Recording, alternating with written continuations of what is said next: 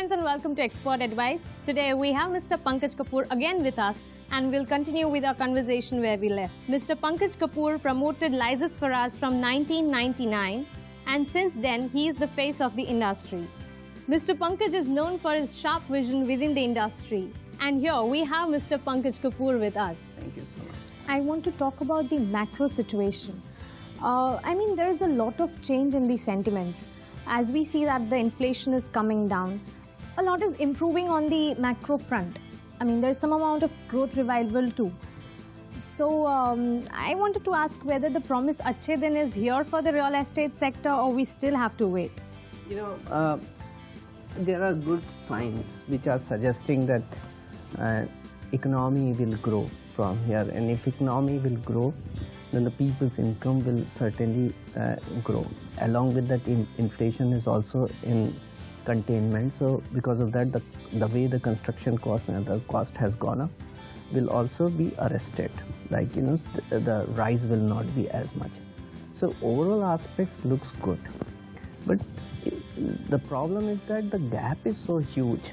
So you can't really solve the problem unless there's a... So in a market, how the problem got increased, like in a market from 2009 to 2013, when the industry was undergoing recession, when the economy was down, if the realty rate surged at a 30% CAGR level, when the peoples were being retrenched and the incomes were not really coming, so it has created the gap which is very huge. So if you look at in MMR market, to have the parities between affordability and consumer prices, the prices has to undergo corrections. Despite, even though interest rate comes down to even 9% level, still the prices has to undergo correction to the extent of 20-25%. That gap cannot be solved very easily because income won't rise so soon. So that's a basic reason that despite there is a good talks happening that economy is going to grow, but this gap will take time to be filled because builders do not want to reduce the rate and government does not allow the developer to reduce the rate. So we are waiting for people's income to reach to this prices level. And so despite there is a sign that the recovery is there, but that recovery is not being felt in the reality because this gap is not really getting solved. So that's why I'm saying that we are more on the time correction zone. It is going to take 2 years when the parity will come back, and provided that we don't again become exuberant, that again you increase the prices again by 25-30% to maintain that gap. So to some extent government also taking a lot of measures. So if you look at infrastructure connectivities, at the end of it bring the price efficiencies, because when you're connecting more piece of land, then the prices won't really surge very fast. So there would be some kind of a corrections which will happen by virtue of it. But infrastructure takes years. So your problem will not. So what government is doing is announcing these infrastructure projects. The impact of those infrastructure projects will be felt when these projects will be ready. So that is going to take 5 to 6 years time. But nevertheless, we are a housing shortage country. The moment the parity comes in the prices and the affordability, you will see the sales will take place. We are not really facing a problem of a supply overhang. Supply overhang is because the price has become so high that despite there is a huge supply, you can't sell. Unlike UK and or Dubai or other market where your demand itself is not there. Here we still have a huge demand. The moment supply becomes eligible to be met, where this demand can be met, the things will really happen. So it is going to take some time. So macro point of view, things looking very good, and things certainly will be August very good for the city or for the country. But for the realty, I think we are into a prolonged stagnancy for almost 2 more years. So as Mr. Kapoor said, that we are in the correction phase and it will take at least 2 years to get into the parity level, right? Yes. Yeah. So one more question which comes up in my mind is that Do you think the real estate sector needs immediate attention from the government so that the momentum doesn't get lost and it continues? I think they have done good amount of work for. If you look at the maximum focus has been on the real estates, right from UDs to the state level. So there is a number of announcements which has happened. Then government has made a lot of changes. So, but the effect will be felt in time. So you look at government is planning smart cities, government is boosting the infrastructures. All of those things are going on. But the current problem cannot be solved so easily. There are structural issues to it. So overall aspects, future looks very bright, but there's going to be difficult times right now, and it will be there for a year or so. So as it says that slow and steady wins the race, we are at the working stage, and sooner eventually we'll be there, and there'll be a brighter time coming, right? Certainly, and you know, and we are seeing a lot of things are changing. It's a law of geographies which are also prevailing, making a lot of corrective measures. So we see, look at a lot of data is available, transparent. If the government comes up with a regulatory bill which will also make the realty more and more transparent. So a lot of things there on the cards.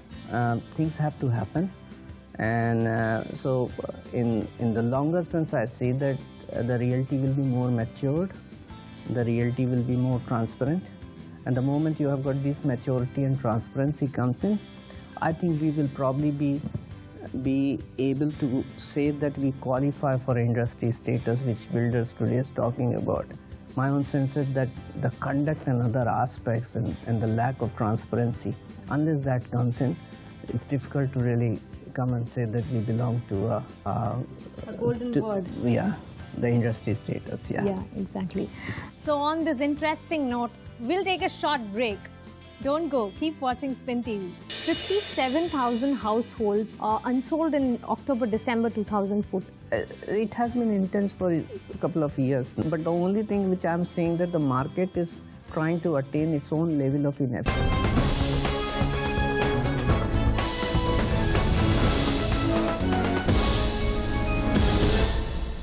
Welcome back. We are going to continue our conversation with Mr. Pankaj Kapoor. There was a report wherein you said that 57,000 households are unsold in October-December 2014. Yes. So, can you tell me why is the situation so intense? Intense in the sense, I'm saying that it has been intense for a couple of years now. But the only thing which I'm saying that the market is trying to attain its own level of inefficiencies every quarter. So if you look at a quarter on quarter, my inventories are rising, and so that means that builders launching more projects, but the sales are not really keeping in pace. So you look at efficient market maintains 8 months to 10 months of inventory. We have reached to a threshold of 50 months of inventory. 50 months of inventory with the sales velocity is less than 1%.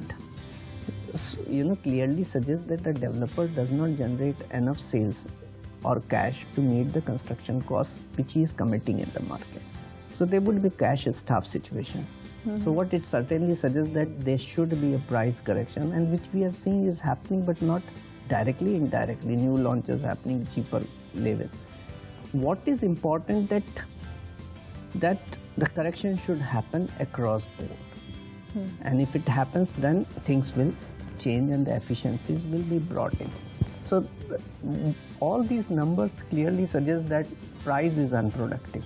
Because in India, we do not have a problem of demand. We have more people living on the streets who are needy and who needs home.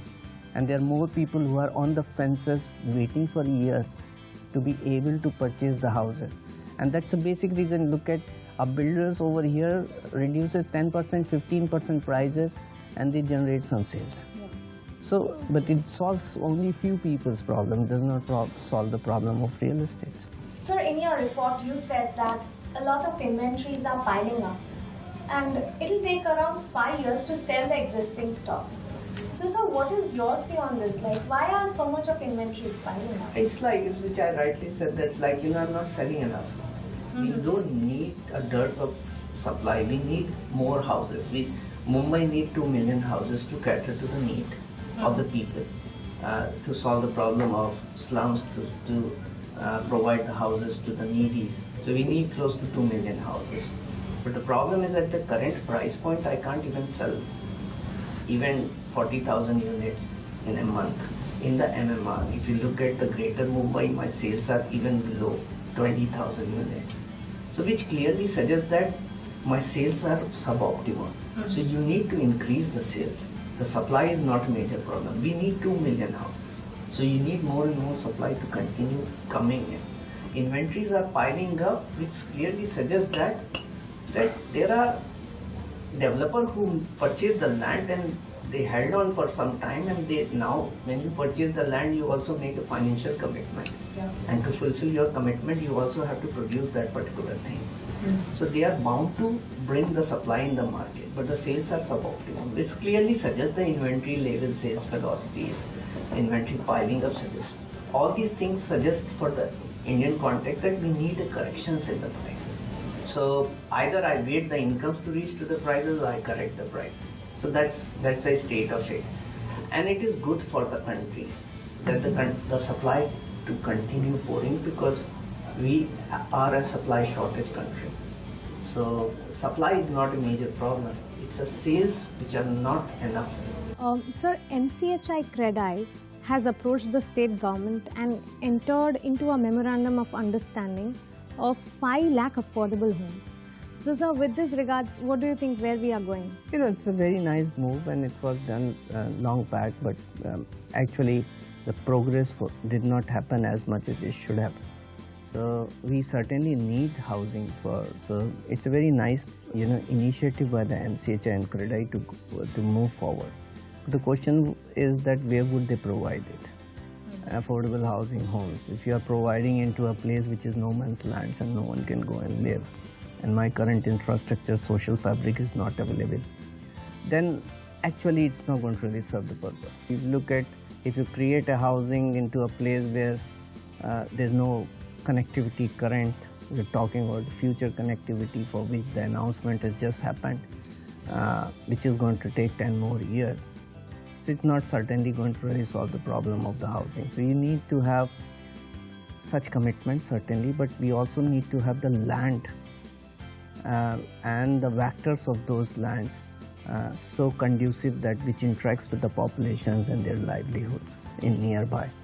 So such thing is a big problem, and why it did not happen, one has to look back and introspect. It didn't happen because we didn't have the land where to construct, and the land which qualifies to the needs of the people. So that's a very big question. So it's a nice initiative if it can be done. So if you look at, we have huge land parcels available even in the greater Mumbai or close by. So if they want, they can do it. There's a even in MCGM we look at close to 30 square kilometer of area is still covered by the slums. If the government wants, they can do that. But the question happens is that if you look at, even though slum rehab has come and then new units get constructed with a free sales area also comes in, all these things comes into a very, very costly prices. So in greater Mumbai, none of the slum schemes is providing a home which is less than 1.5 crores. So how can you really provide affordable homes in this particular manner? So we do not have land and the cheaper land. So government can come up with a PPP model and say that create an affordable housing project. And in my own sense, if the government, even though want to come back, builders will not be interested, because if so much of supply within the nearby vicinity comes in, then the rest of the city can't maintain the kind of a prices it is. So it is like everything interacts in that sense. So there are larger problems. So my own sense is going to really, their promise and their initiatives. I do not say such thing is going to be qualifying in times. I do not say the factor, I do not see the viabilities in the current price setting. So good initiative, but very little hopes. So on this interesting note, we'll take a short break.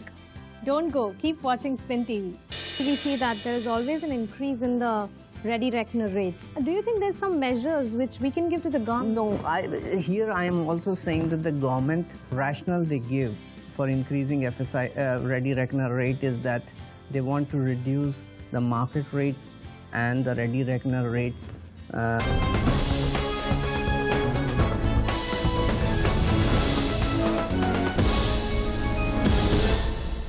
Welcome back.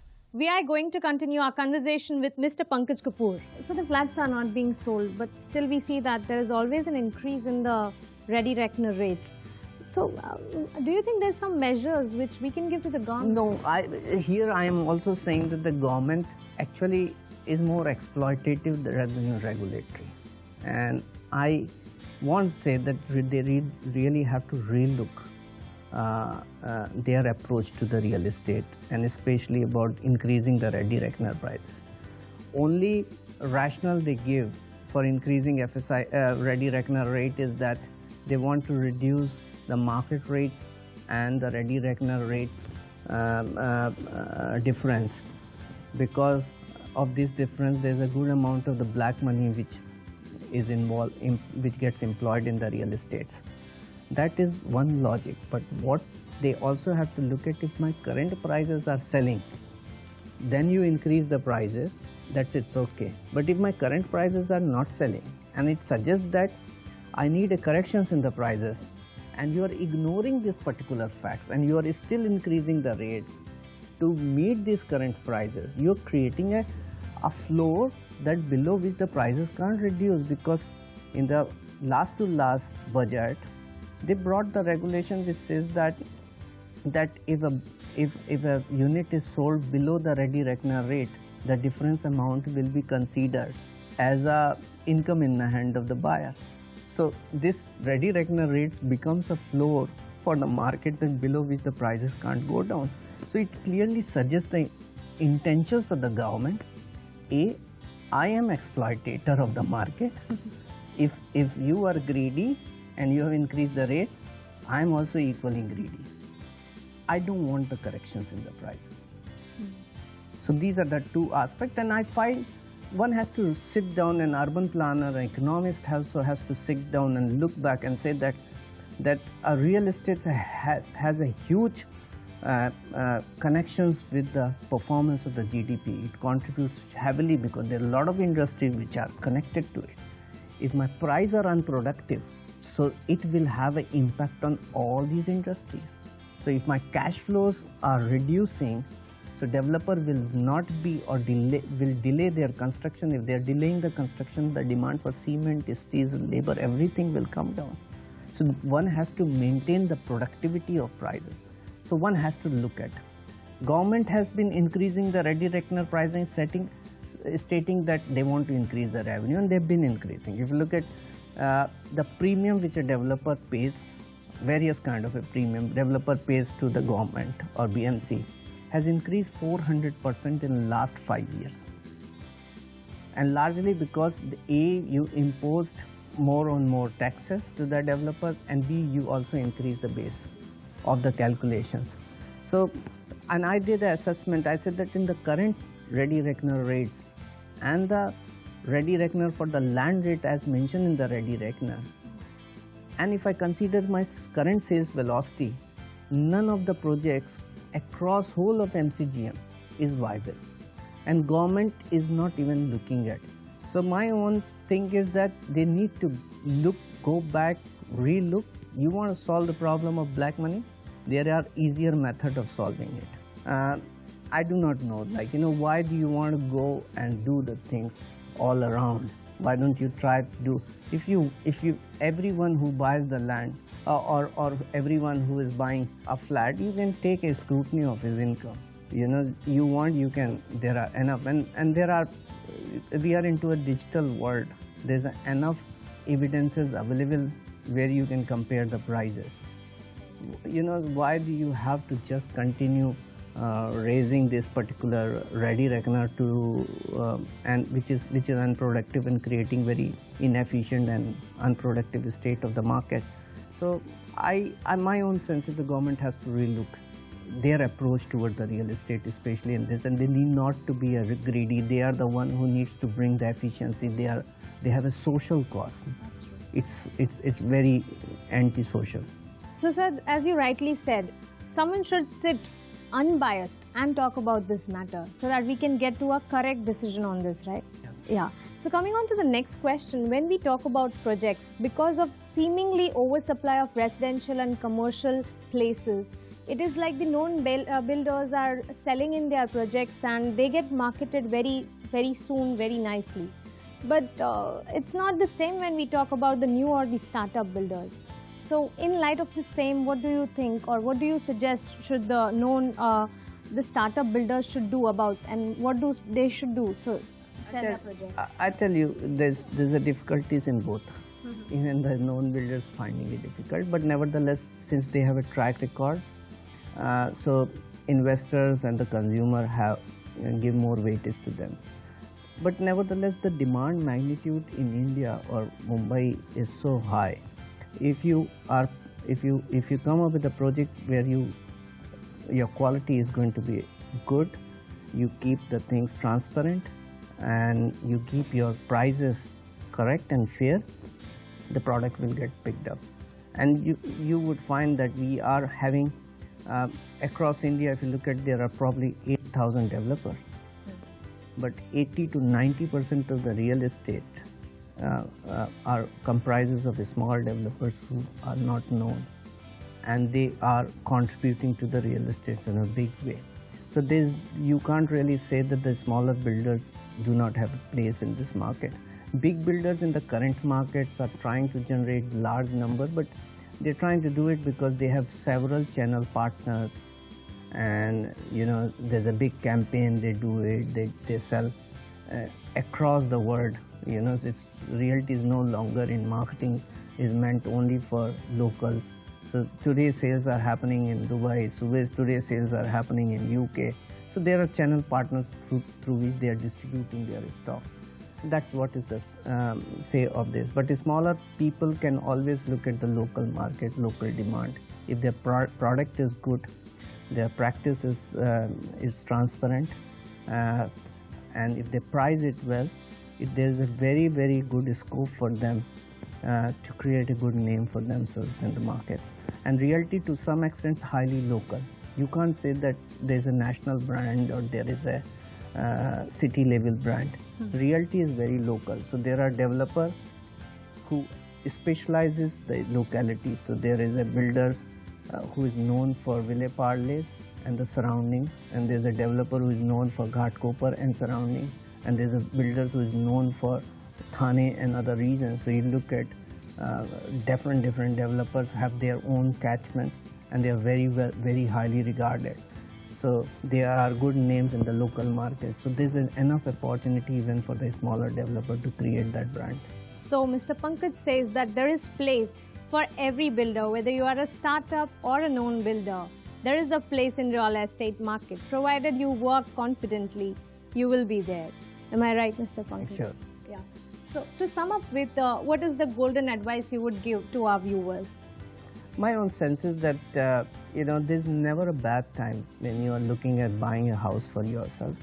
But I would say that if you are comfortable buying, in the sense of that you have enough money to buy, and you buy it for your own self-use. Today is not a market for investments.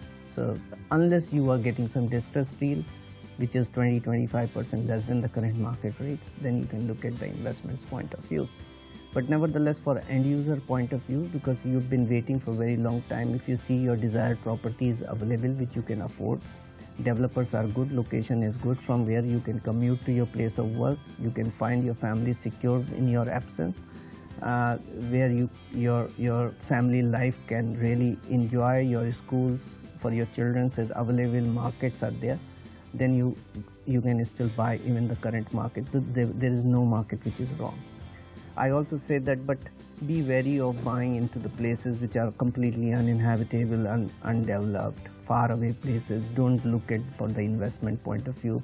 Always look at, like, people purchase on the basis of where they work. So make sure that you can travel and you can travel comfortably. Even for the Mumbai kind of inconvenience, Even if your travel time is 1.5 hours, that's a fine. But if it's beyond 2.5 hours, you're going to live your remaining life hugely stressful. Don't look at those things. I also advise that people should visit their prospective house and the locations in the night too, because when you go in the night, you probably feel and sense the environment, vibrancies, whether that place is livable, the problems related to those markets. Those are the things one should really look at. So for the end user, there's never a bad market, as long as he's able to afford and find the property which is fitting in his own cage of his requirement. But for investors, my own sense is, if you are a long term, you can. Long term means 20 years or 25 years, you can look at. That's not a major problem because today I see that current prices will see a stagnancy, so you will lose the interest. So whether you buy today or whether you buy after 2 years, prices are going to be more or less the same. So it makes sense to put the money in the FD and enjoy the interest rather than, or you can look at equities or other instruments which are showing surge. So that's where the realty is set. So very important advice given by Sir is that no time is the wrong time if you really want to buy or you want to really purchase your dream space. Whether you are an investor or a buyer, just do a proper research and you will be right there.